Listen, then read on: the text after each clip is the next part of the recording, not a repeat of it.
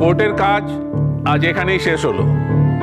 এই বিচারের রায় 27 তারিখ দুপুর 12টায় প্রকাশ হবে।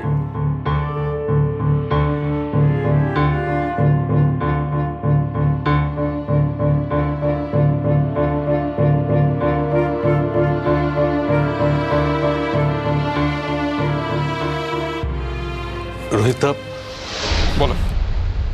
আমার ছেলেটার শরীর খারাপ হয়ে গেছে, তুমি যদি একটু সাপোর্ট করতো তাহলেও বেঁচে যেত।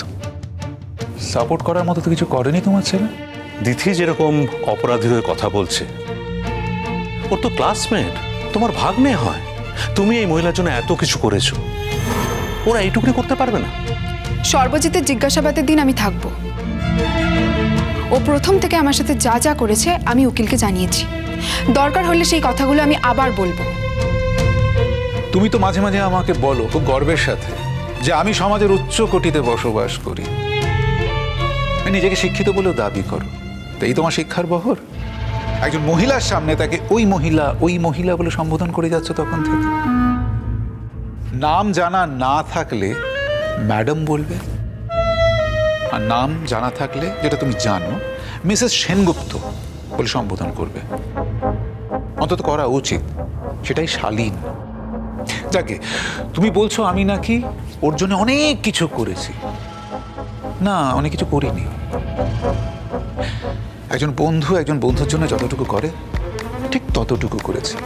তার চেয়ে অনেক বেশি করেছি আমি তোমার জন্য, তোমার পরিবারের জন্য, তোমার রত্ন ছেলেটির জন্য আমি অনেক কিছু করেছি। কিন্তু সে কি আমার মুখ রাখলো? মুখ রাখলো নাই বা কি করে বলি? আমার ছেলে অপরাধ করেছে, অজান্তেই করেছে। কিন্তু এই মেয়েটি যেখানে গিয়ে পড়েছিল, যে অপরাধ চক্রে, সে অপরাধীর সঙ্গে তো প্রেম করছে দেখতে পাচ্ছি। ও যদি সত্যি অপরাধীদের ধরিয়ে দেওয়ার ইচ্ছে থাকতো, তাহলে আমার ছেলের পিছনে না লেগে আসল যে ওকে পাচার করতে চেয়েছিল তাকে ধরে দিতে পারত না। সেখানে তো বড্ড প্রেম, তাই না? তুমি কিন্তু বড্ড বাড়াবাড়ি করছো। তোমার সন্তান তুল্য একজন মেয়ের সাথে এইভাবে কথা বলছো। তাই সন্তান তুল্য মেয়েটি কি করেছে? কি করেছে এই মেয়েটি আমাদের জন্য? আরে যে ইনি রোহিত সেনকে কবজায় রেখে আমাদেরকে যত রকম সর্বনাশ করা যায় ততটাই সর্বনাশ করছেন। তুমি কিন্তু শালীনতার সীমা অতিক্রম করছো। কার সঙ্গে শালীনতা? এই মহিলার সঙ্গে। আচ্ছা, আমি আপনার কোন পাকাধানে মই দিয়েছি বলুন তো? এই আদালতে সর্বজিৎ আর ছোটু দুজনেরই বিচার হবে। আইন আইনের মতন কাজ করবে। এই আদালত বা আইন কোনোটাই কিন্তু আমার কিনা নয়, আমার কথা মতন কোনোটাই চলবে না। তা আপনি কোন সাহসে এই আদালতে দাঁড়িয়ে আমাকে অপমান করছেন? যাকে তুমি তো আমাকে এই কথাগুলো বলতে এসেছিলে, আমি শুনে নিলাম, কিন্তু আমি কোনো রকম সাহায্য করতে পারবো না। শোনো, আমি জীবনে দুটো জিনিস করিনি। কোনোদিন মিথ্যে কথা বলিনি, আর কোনোদিন অন্যায়ের সাথে আপোষ করিনি। তাই সর্বজিৎ আমার যত প্রিয় ভাগ্নে হোক না কেন, আর ওর জন্য কিছু করতে পারলেও আমি করব না। ও যে দোষটা করেছে, ওর শাস্তি ওকে ভুগতে হবে। আর আমি দিদিকেও বলতে পারবো না যে সর্বজিতের হয়ে মিথ্যে সাক্ষ্য দিই। আশা করি তুমি আমার কথাটা বুঝতে পেরেছো। এবারে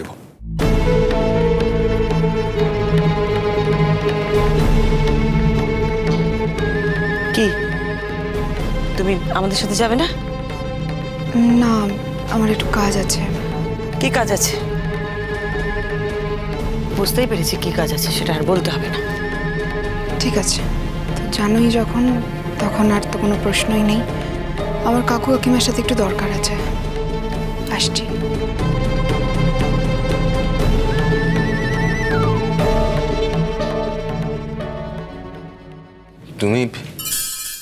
তুমি তোমার মায়ের সঙ্গে ফিরবে তো দিঠি? আমি তোমাদের সঙ্গে গেলে কোনো অসুবিধা আছে? না, আমার কোনো অসুবিধা নেই। আসলে তোমার মা অসন্তুষ্ট হবেন বলেই হয়তো মা বাবা বলছেন। তোমাকে আর কি বলবো মা,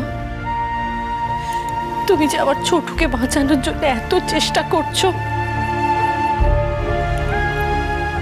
কেন চেষ্টা করছি সেটা তো ছোট নিজের মুখেই বলল।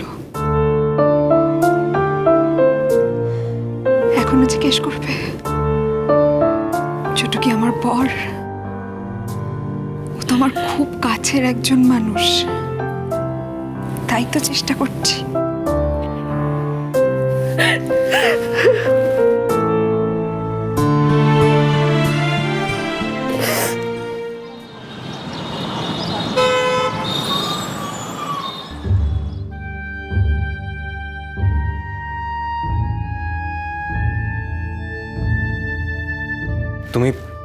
তুমি আবার এসেছো?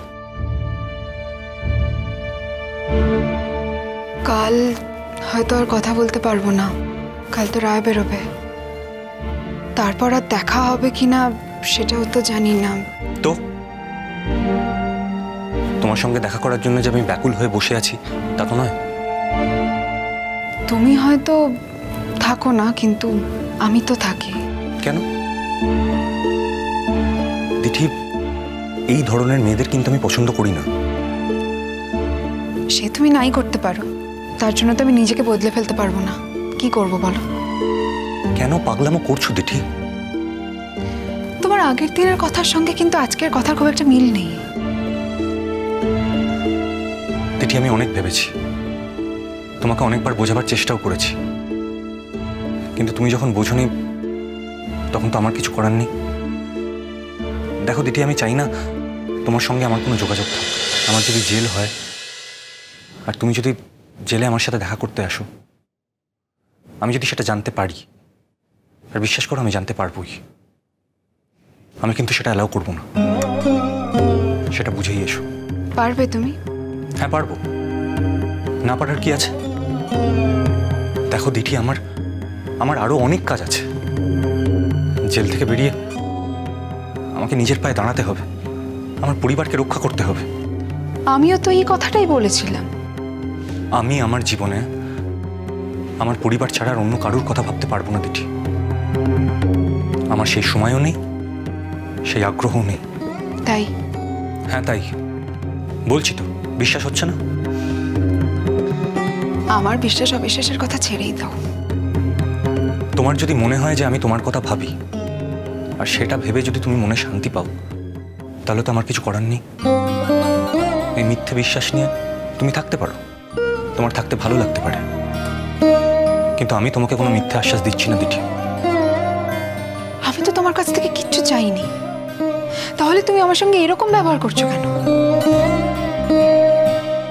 আমার জীবনের সঙ্গে তোমার জীবনটা জড়াতে চাই না দিঠি। তুমি অন্য গ্রহের মানুষ, আমার গ্রহে এসে তুমি ভালো থাকবে না। তুমি তোমার নিজের বৃত্তে থাকো। তোমাকে ভালোবাসি বলেই এইটুকু দায়িত্ব আমার আছে। আমি তোমার ক্ষতি করতে চাই না।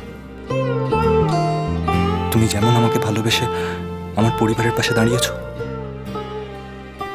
তেমন আমি তোমাকে ভালোবেসে তোমার থেকে নিজেকে দূরে রাখতে চাইছি। এটাই তো ভালোবাসার ধর্ম। আমি একজন ক্রিমিনাল হতে পারি, একজন অপরাধী হতে পারি, কিন্তু আমাদের মতন মানুষেরও কোথাও কোথাও